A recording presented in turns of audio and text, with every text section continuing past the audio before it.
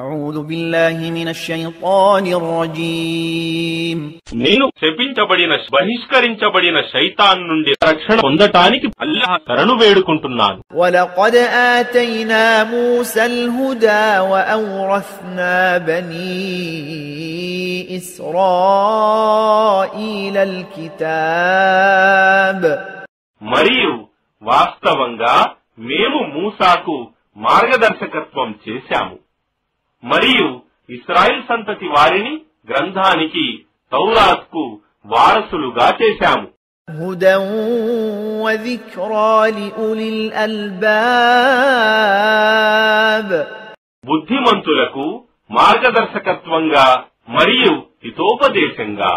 فاصبر إن وعد الله حق واستغفر لذنبك وسبح بحمد ربك بالعشي